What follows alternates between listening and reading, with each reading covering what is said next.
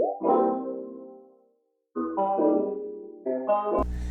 everyone and welcome back to my channel. This is Mama Dreamer with Resonating Dreamer, and today we're going to do something a little bit different. We're not going to do a follow along video. I'm going to go ahead and answer some frequently asked questions for you guys. So I do get a lot of questions on my TikToks, on my Instagrams, on my Facebook, and instead of having to have you guys scroll through all of that to try and find the answer that you're looking for, I wanted to go ahead and make a YouTube video for you guys so it's all in one nice, neat video. And if I don't get the question that you're asking right now, go ahead and comment it down below so that I can get it in frequently asked questions part 2 for you guys. So we're going to jump right into this with one of the most common questions I always get is, how do I prevent bubbles? I use 99% rubbing alcohol, and if you can't find that, I recommend either 91 and up, or if you can find it, 95 and up. That is my always go-to. I spray it in the mold before I pour my resin because it helps get it out of all of the cracks and crevices. You're going to get a lot of air pockets and a lot of bubbles in all these tight little corners or in any cracks or holes that you may have in there. It's going to be really easy for you guys to get bubbles in those small little areas. So spraying rubbing alcohol in your mold before you pour will help the resin seep into those areas so that you don't get any bubbles. And I pour the resin and then I will spray the rubbing alcohol on top of that, because if you do have any bubbles left over or you have any that float to the top afterwards, the rubbing alcohol is going to help pop all of that. So that is my go-to, is rubbing alcohol, and I always have it in my tiny, where is it? Oh, here it is. I have it in this. This is my little spray bottle I have with alcohol in it. I use it for absolutely everything. And then when my resin is just in its cup, in its mixing cup, I do use my heat gun, and I will list that down in the link in the bio. What? No. I will link that in the bio below. So if you want to go ahead and you want to get anything that I'm talking about in this video, it's all going to be linked in the bio below. So that's how I get rid of all of my bubbles. When I'm mixing it, I mix really, really slowly. I let it sit for a few minutes in between because honestly, I have bad wrists and I need to take breaks when I'm mixing, but it is a really, really good chance for all of the bubbles to float to the surface. I pop those with my heat gun and then I go right back into mixing, and it is crystal clear. I get crystal clear results every time. Also, while you're mixing, please do not use wooden popsicle sticks or wooden spoons or sticks or anything like that. If you use any kind of wood, it will introduce more bubbles into your resin, and those are actually going to be micro bubbles, which are extremely hard to get rid of. So I definitely recommend against using popsicle sticks, wooden, anything. Don't use wood to stir because it's just going to be a lot of bubbles that you're bringing in that we don't want. So rubbing alcohol, heat gun when it's in the cup. Do not put your heat gun on your mold, or else you will deteriorate your mold over time and it's going to be more prone to ripping. And if you overheat your mold, it will actually, the silicone will melt and adhere to your resin, and you won't be able to get that off your resin. So you're going to ruin your mold and you're going to ruin the piece that you just made. So don't use heat guns on, don't use heat guns, don't use flames, don't use lighters on your resin when it's in the mold. A lot of people say that it's okay if you're just really soft and you're really gentle or you're really careful, which is true. It can be okay if you're really careful about it, but I personally just don't like to take the risk because it will deteriorate your mold over time, and I personally would like to make my molds last. So I personally don't use it. If it works for you, that's awesome, that is amazing. But if you want to look for different alternatives, my favorite is rubbing alcohol. So that's how I get rid of all of my bubbles. It's how I keep it clear. And also my resin that I use, KS Resin Liquid Art Elite, it is self-healing and degassing, so it actually gets rid of bubbles by itself as well. So that is a huge thing with my resin too, is that my resin pops its own bubbles, which is great. I love it. Now, let's go ahead and jump into the next question so this video isn't too long for you guys. And it's gonna be, do I have to wear proper protective equipment when working with resin? Because I get that a lot too.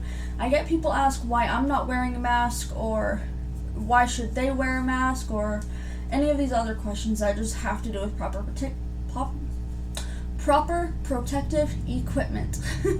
So It depends, honestly. I always recommend you have to at least buy a respirator, you know, the kind that you use for like spray paint and that kind of stuff, because you don't know how your body's going to react to resin, especially if it's your first time using resin. You don't know how your body's going to react. You could have a bad reaction. So it's better to just have it on hand before you even start using resin, so that way when you do use it, it's just that extra safety for you. And then always research the resin that you are using, because different resins have different, I guess, rules for how to use it and what protective equipment you need and all of that. So with my resin, the Liquid Art Elite, the one that I use, it's no VOCs, no VOCs. And basically, since I'm in a very well ventilated room, I leave my window wide open when I'm working. Like I make sure that everything is ventilated and good to go. I don't have to wear a respirator. But if you're using the same exact resin I'm using, but you're in a non-well ventilated room, say like you're just in a really closed off areas, there's no windows, there's like nothing to ventilate the room, you're gonna have to wear a respirator, because while the resin is curing, it does give off a slight smell, and if your body is extremely sensitive to smells, you can have a reaction with that. Or if you're just locking yourself in a room with a closed door and you have no ventilation and you're working with resin and it starts to cure, breathing that in for a long period of time with no respirator on can actually cause long-term effects. So always make sure you buy a respirator, use it. Like when you're first starting out, make sure you research your resin and see what the company recommends, because if you're using a different resin, I can't speak for them, I don't know what resin you're using. If you can't find it online or you're struggling to find it online, shoot the company an email. Just shoot them an email and be like, hey, I just want to know what kind of proper protective equipment is required for this brand of resin. And they usually respond back really well, and some companies will even send you links and coupon codes. I've actually had that happen before. So it really just depends. Reach out to the company, research your resin, do test batches, make sure that you're not having any kind of reaction, and always wear gloves, because you don't want it getting on your hands, you don't want it getting in your hair, wear your hair back. Just make sure you are working with organic compounds, but they are still chemicals. So make sure that you are as protected as you can be. Wear pants when you're working, wear old shirts, old jeans, whatever you don't mind getting resin on, because it is very messy as well. And eventually, even if you're really nice and clean, eventually you're going to get some on yourself. I have many clothes that are just dripped with resin and epoxy on them, and once the epoxy gets on there, there's no washing it out. So make sure that you wear old clothes that you don't mind getting epoxy on, but try to do your best to kind of keep it contained. And now, for the next question that I always get is, how long does it take for resin to cure? Again, that depends on the type of resin that you are using. So my resin, KS resin, it takes a full 24 hours to fully cure. The Liquid Art Elite actually takes about 18 to, I believe it was 12 to 18 hours to harden, but it takes 24 hours for it to fully cure. So after 18 to 20 hours, it still kind of can be bendy if you take it out of the mold for too early or anything like that. So if you're impatient like me and you take it out of the mold early before the full 24 hours and it's still bendy, that is completely fine. It's completely normal. It's just because it hasn't been the full 24 hours since it cured, so it is going to be bendy, pliable, moldy, that kind of stuff. But if you wait the full 24 hours, when you take it out of the mold, it shouldn't be bendy at all. And then that leads us... No, actually, before I go on to the next question, it depends on the type of resin that you have. Like I said before, I don't think I ever finished that statement. So it depends on the type of resin that you have. I already explained what mine does and how mine cures and all of that, the one that I use. But there are deep pore resins that take 4 or 5 days to completely cure, so you're going to come back 24 hours, it's still going to be like you just barely mixed it up. So it really just depends on your resin. There's going to be resins that cure within a few hours, there's going to be resins that cure within 24 hours, and there are some that cure within days. So if you're going to use a deep pour one, make sure you read the cure time, make sure you read all of that, all of the information, to make sure you're getting the correct information and you're doing the correct thing for your resin. So it really just depends. Mine takes 24 hours, others take 5 days, others take maybe just 10 to 12 hours and then they're done. It really just depends on the resin that you are using. So now I can go on to the next question. Oh, I have my little notes here, so give me 2 seconds while I decide which one I'm going to answer next. I already answered all that. Okay.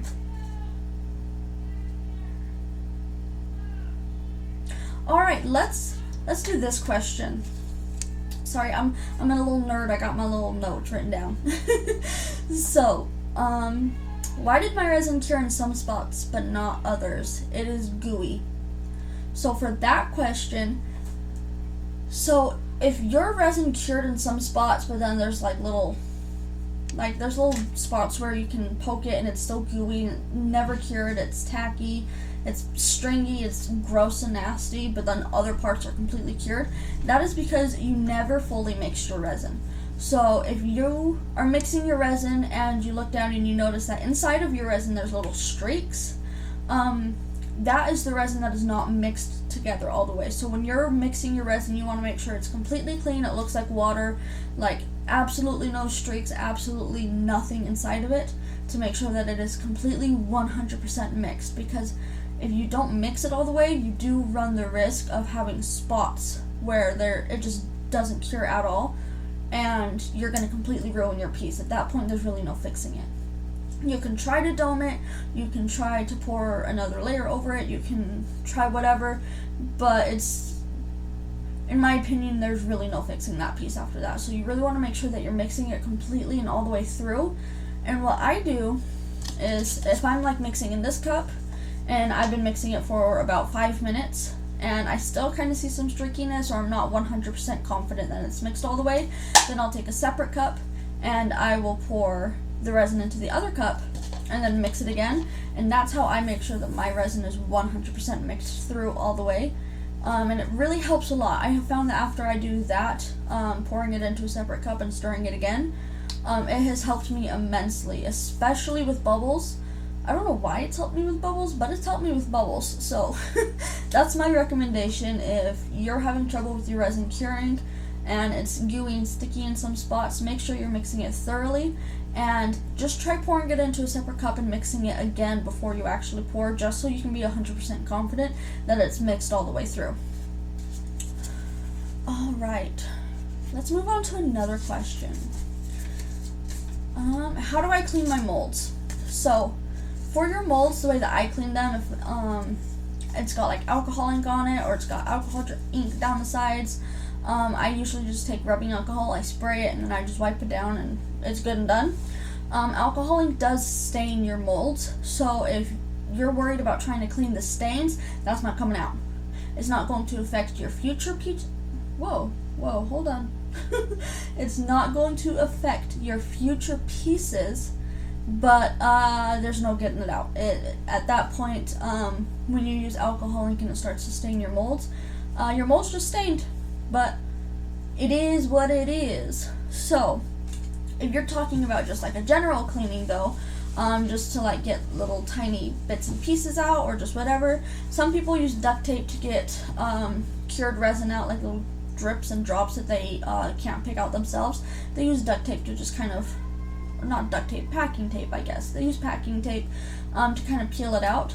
But what I personally do is I put warm water and soapy, I put warm water and make it soapy, and then I'll take a microfiber cloth and I'll just kind of wash my molds like that. You don't want to use an abrasive cloth, or else you do run the risk of damaging your mold. You'll scratch it up, you'll get all these weird marks and tears in it, and those will show up in your final pieces. Once you start scratching up your mold, it's going to show on all of your pieces after that, and you can't fix your mold. So always use a microfiber cloth, or just use paper towels. Just use something really, really soft and gentle, so that way you don't run the risk of ruining your molds. And then after that, I usually just let them air dry. I'll lay them out, let them air dry, and they'll be good to go and they're all clean. Alright, on to the next. Oh, I answered that already. Okay. It's been more than 24 hours. Why has my resin not cured? So if it's been more than 24 hours and your resin still has not fully cured, whether it's like just completely liquid or whether it's bendable and pliable or whatever, there's a whole load of different reasons why this could have happened. A big one is that you probably added either too much of your resin or too much of your hardener. I have a 1-to-1 ratio with my resin, and that means if I use 20 fluid ounces of resin, I have to use 20 fluid ounces of hardener. If I use 20 fluid ounces of resin and 30 fluid ounces of hardener, my resin's not going to cure.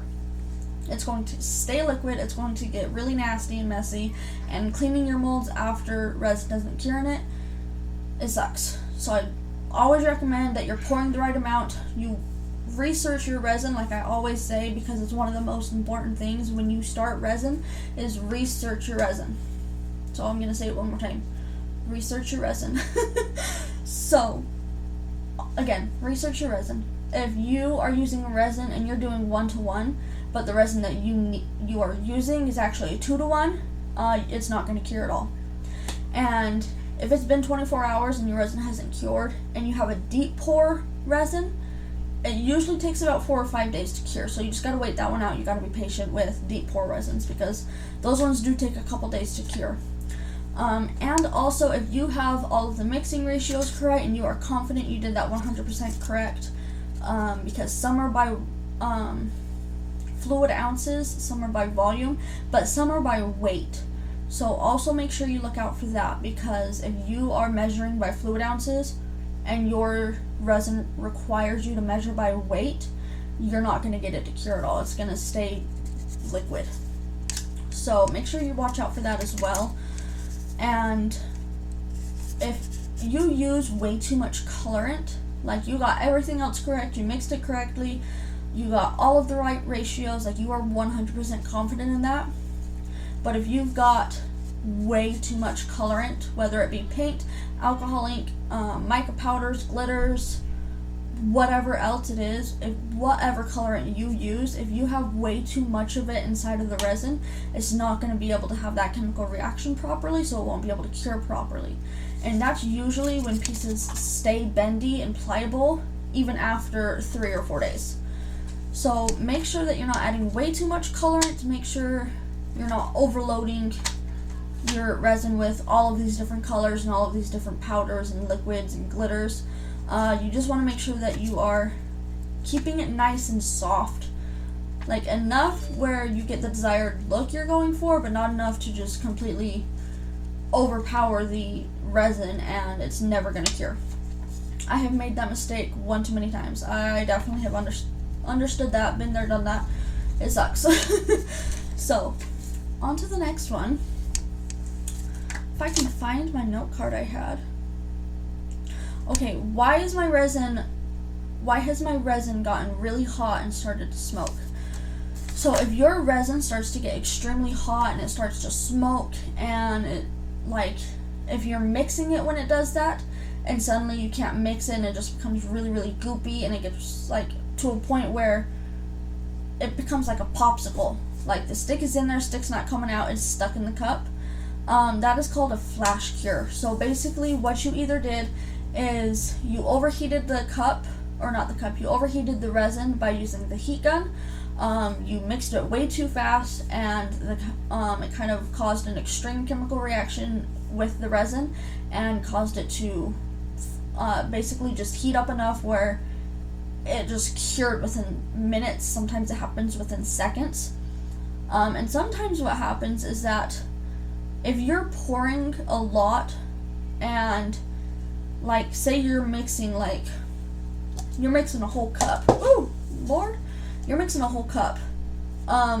If you're taking too long, or your resin cannot handle this much liquid at once, like this much being poured at once, and you're mixing that and it starts to cure, it's because there was heat being made within The stirring, which is what the chemical reaction is to cause it to cure, because all resin produces at least a slight amount of heat while it's curing.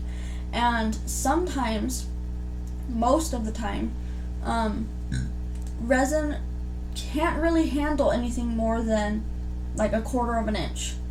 And that really just depends on the resin that you're using specifically. Deep pour resins can handle maybe like 1.25 inches, but it really just depends on what brand you're using, what they say they are.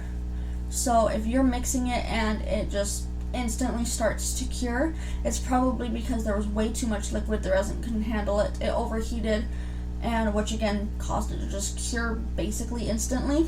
But if you pour it in a mold and then it starts to smoking and flash curing, what happens there is it either had a chemical reaction with the kind of mold you were using, this kind of silicone that was in there, which is why I specifically only use molds that were meant for resin, because there are some silicones and some molds that resin does not mix well with, and it will cause a flash cure and it will cause the smoking and it heating up, and sometimes your resin can actually combust and start a fire. So we don't want that. We want to avoid that. So always make sure that you're getting molds that are specifically meant for resin, so you don't have that weird chemical reaction between the silicone and the resin and you don't cause a fire. And also on that, if you are using, say we're making a crystal chunk, and if you're just using like a regular resin like I do, just a normal like 1/4 inch resin, you don't want to pour this whole thing at once, because that will cause a flash cure, and you could possibly melt your silicone, and again, we don't want that. We don't want to melt the silicone, we don't want to start a fire, we don't want any of that. So you have to make sure you're not over pouring in your molds, because if you over pour, it's going to cause a flash cure, it's going to cause problems, and we want to avoid that at all costs. Alright, enough with the flash cures. I'm sure y'all get it. And honestly, flash cure is not starting to sound like a word to me, so I gotta move on before my brain combusts itself. Oh, okay, we're on to our last sticky notes. Okay, why did my flowers and roses burn or change colors in my resin? So, flowers can be extremely tricky with resin. Now, if your flowers are not completely dried, like bone dry, bone dead, like gone, and there's still a little bit of moisture left inside of your flowers or your roses, resin does not like moisture. Resin does not like water. It doesn't like any kind of moisture or anything like that. And it can affect the chemical reaction with the resin, and that in turn will change your flower colors. It can burn your flower. Like if you overpour, like if I overpour in my crystal chunk and I had a flower in there, when the resin heats up, it's going to burn the flower, which in turn can, again, cause a fire. So we don't want that.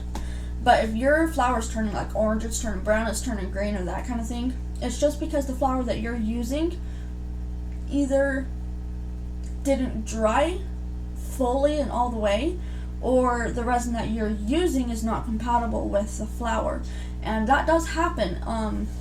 Some resins just do not react well with other organic compounds, because an AB resin, an AB epoxy resin is 2 separate organic compounds that you mix together to create the chemical reaction. And sometimes one or the other of the organic compounds doesn't mix well with other organic materials. So you definitely have to watch out for that. Most companies don't like put it out there that their resin doesn't mix well with like flowers and stuff, obviously. So it's really just trial and error at that point. You gotta kind of play around with the resin, play around with the flowers, and see exactly what works for you and your resin. And that's also why I love Chaos Resin, is because I've never had a single problem with them and my flowers. I've been doing this for 2 years, and the only problem that I really had was in the very beginning when I was first learning. Every time I would try to get like what's called flattened flowers, pressed flowers, every time I would try to get pressed flowers to stay at the bottom, and then I'd add a layer of color, the flower would float to the top. and then I'd lose the flower because it'd be at the bottom of the piece. So we'll get into that in a different video. I will teach you guys how to keep your flowers at the bottom of your pieces when you're adding multiple layers or multiple colors. We'll get to that in a different video. For today, we're just doing questions. So that's honestly one of the biggest things, is that it's either your resin didn't mix well with your flowers, so it started changing your colors, there was still moisture in your flowers because your flowers have to be bone dry, or just some other chemical reaction that was just not happy with the flower being inside of it. Now, speaking on flowers having to be dry, you're going to hear from a lot of other artists that, well, they used alive flowers and it worked for them, and it did perfectly fine for them. Good for them. I'm happy it worked for them, but give it a couple years, whether it be 5 years, whether it be 20 years, whether it be 50 years. Eventually, that flower that was alive is going to rot inside the resin, and it's going to turn into this black, brown, goopy disgustingness. And it's nasty. No one wants to see it. No one wants to deal with it. So always, always, always use dry flowers. It's just, yes, alive flowers may look really, really pretty, but eventually it's not gonna look pretty anymore. So, I mean, you can use alive flowers if you really don't want your piece to last. That's why I always use dead flowers. I always use flowers that have been bone dead for weeks. Because, one, I don't want to have a chemical reaction. I don't want my flower to burn. 2, I don't want my flower to burn. 3, I don't want my flower changing colors, which is really, really prominent to happen when you're using live flowers that still have moisture inside of it. And 4, I don't want my flower to rot in like 10-15 years. So I always personally use dead flowers. You can use fake flowers if you want the more alive look, but I completely recommend avoiding live flowers at all costs, because there's just so much that can go wrong and you really don't want to risk it. On to the next question, and it looks like it's our last question as well, is how long should I mix the resin? So my resin specifically, the Liquid Art Elite, the recommendation for mixing that resin is 4 minutes. I mix it for way longer than 4 minutes, but that is solely just my preference. If 4 minutes works for you, that's absolutely wonderful. I mix longer than 4 minutes because I personally need to take a break from my wrists, because I have cysts in my wrists, and if I mix for too long periods of time, they start to flare up and it gets extremely painful. So I have to make sure to give myself breaks so that I don't have to go and put my wrist brace on. And also, I have just found that if I mix 1 cup for like 5 or 6 minutes in between my breaks, if I mix it for 5 or 6 minutes and then I pour it into another cup and I mix it for another like 2 or 3, that gives me the best results to make sure that I have 100% fully, thoroughly mixed resin, and it helps the best with my bubbles. But you also have to be careful, because if you over mix your resin, that can in turn cause a flash cure as well, and you don't want that. So you really just have to watch your resin, you have to pay attention to it. Basically, you have to listen to your resin. If you're mixing it and your cup starts to feel hot, stop mixing it. Don't mix it. You can either pour it into your mold. If it starts to feel hot and your resin's not fully mixed all the way through, I mean, at that point, I really don't know if there's any more saving it. You can continue to mix it really, really slowly to finish mixing it up, and then you can pour it. But you have to be extremely careful once your resin starts getting hot. You have to either pour it or you have to just call it quits at that point, because it's either going to flash cure, and once it flash cures, it can actually burn you really, really badly if you're holding the cup, because it will start to melt the plastic. So you have to be extremely careful. If you're mixing for too long and your cup starts to get hot, it's either pour it right then and there or you lost a whole cup of resin. And so really just watch your resin, make sure you're not ignoring it. You don't put it down, walk away, leave for 5 minutes, and then come back. That is a huge thing. It will cause a flash cure. So really just pay attention to your resin, pay attention to your body. If your wrists are starting to hurt and you need a break, you can take that break.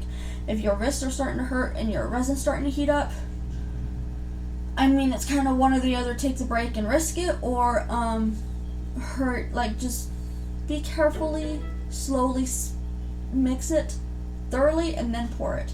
Push through the pain. I don't know. Sorry, I'm rambling at this point. I apologize. But that was the last of my frequently asked questions that I could at least find through all of my TikToks and everything else. If you guys have any other questions that I didn't answer in this video, please comment them down below so that I can get those for you, and then I can make a frequently asked questions part 2. And we will try to answer everybody's questions. I know a lot of people a lot of people ask me where I buy all of my molds. So I will link that in the bio below where I buy all of my molds, because I did make an Amazon list, but I get a lot of them from Instagram. So if you follow me on Instagram, I do tag every mold maker that I use. I tag them in my post. So that is a huge way and one of the easiest ways to learn who I get my molds from, because every piece that I make, I tag the mold maker, and it's just right there in the bio, and it takes you straight to their account. But thank you guys for joining me today. I hope I got a lot of answers. I hope I got a lot of questions answered. I hope you guys enjoyed this video. Please leave a comment below whether you liked it, didn't like it. I want the honest truth. I want to know what kind of other questions you have, what kind of videos you guys want to see. Hit the like button too, because that helps me make more videos. If you haven't already, make sure that you subscribe and click that little bell notification so that you can be notified when I post new videos, because the next video after this is going to be another follow along video, so we are going to make more creations together. I really appreciate you guys, and I hope all of you have an absolutely wonderful rest of the day, and I love you guys so much.